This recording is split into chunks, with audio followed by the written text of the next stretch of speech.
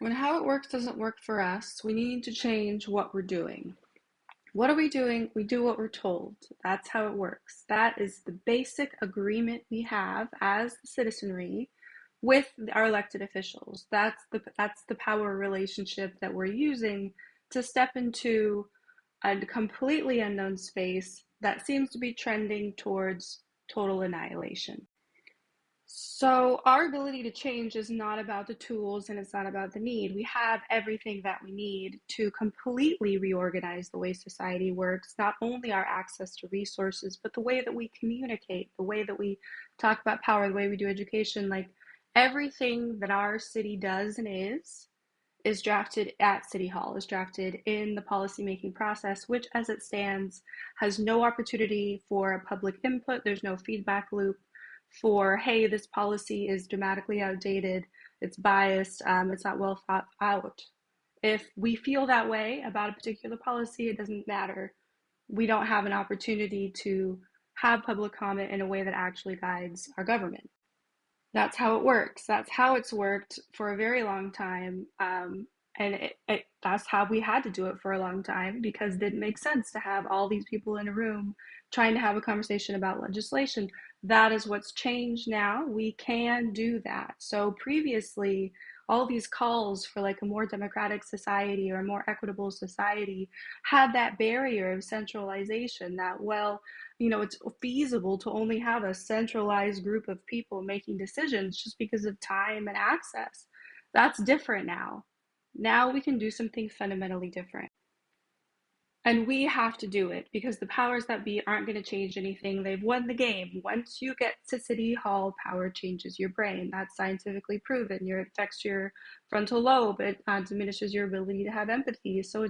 So we're just going into the next 3 years where AI is going to fundamentally restructure our economy. It's already dramatically changing every single industry. We're stepping into that space of general chaos with an outdated mindset, with people tasked to make decisions who don't have the experience in the industry or with the issue that they are legislating. That's not going to work. So we have to remember that chaos is an opportunity for reorganization. That's why there is this controlled chaos every so often. You see after the fact, the powers that be come in and they reorganize it, right? But now we can reorganize it. That is the difference. That is the disruption in the trend. We have to do something now. If we want to change the game, we have to change the way we play. We can't keep going out into city streets and disrupting civic life like that makes a difference. We already know. The powers are created in policy. Policy is created in the chambers. If we want to disrupt the trend of what we're doing, to expect something different, we need to go where policy is created. We need to go to City Hall chambers. We need to be a part of the conversation during the election cycle.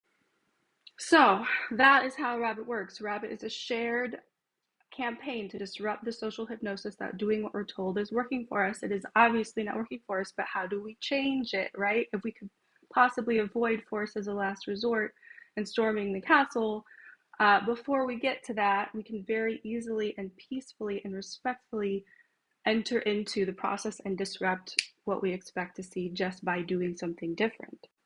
So the Rabbit campaign works three ways. First, you can run it as a candidate. That is what I'm doing. When you run it as a candidate, you are a beacon. You enter into the election cycle.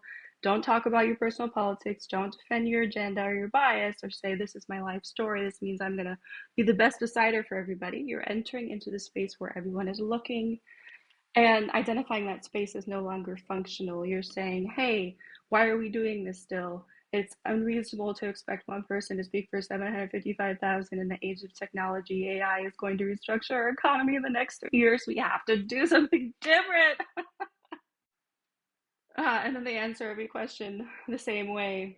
It's unreasonable to think that one person can answer this question. I have not been homeless. I don't ride a bike. Like, I don't live in this area. Like, the people who do the job, people who live in the area are the best informed and the most motivated to take care of that area and to regulate that industry in a way that benefits us. So they need to be part of the conversation. We need to be part of the conversation that creates policy that dictates the way that we live our lives. How do we do that?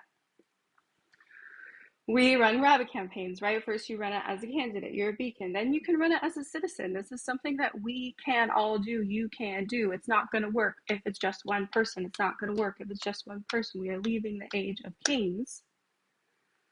If you support the rabbit idea, which is basically introducing three policies, an open public forum parallel to each committee, an interactive digital map that citizens can drop pins of interest, whether they be issues or solutions, and then just a citizen council and a citizen committee that is parallel and identified by experience with the issue or living in the area that is there to guide the standing committee's decision making process. Like, this is a very simple idea. We can do it right now.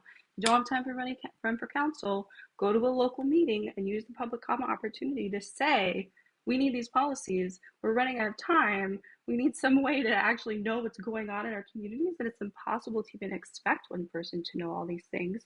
We need a way to directly conversate with you guys. We need these policies. That's the second way. You can run it as a candidate, and it's an election. You run it as a citizen. It's really just going down to the city council with your friends, telling them that we need these policies. And, it's really fun to ask them if they have experience in their industry. Like, we have to disrupt and question what it is we're doing, because if we do what we're told without questioning it, we are operating under social hypnosis. If we do what we're told, we don't question it, and it's not working, we're hypnotized. That is how it works. So the third way is to use Rabbit as a badge. So it's just, if you believe that we are evolving, that we have to work together, and that this is a renaissance, we have to choose renaissance. This is an opportunity to reorganize in a celebratory manner of all the things we can do right now, which, we don't really know what we're capable of, because the conversation which creates legislation is so controlled.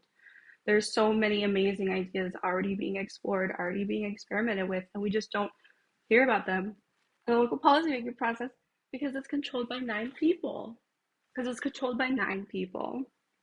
So you can run Rabbit as a candidate, the way that I'm doing it. You can run it as a citizen, which I've done it before. Go down to the local council meetings, disrupt, do something different.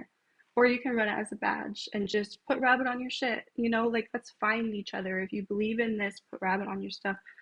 It's not going to move if you don't move it. This is an idea that we can all share, like a baton, like we're told to win the race. Let's make it a team. Because even if the candidate gets elected, which would be great because their only job is to open the policymaking process, it's like we still have to walk through the doors. Like, we still have to all self-identify as a responsible citizen that has value, that is the resource of the system, and that we're going to make the choice to be a part of the policymaking process. And in order to do that, we need those three policies, and that is the Rabbit campaign.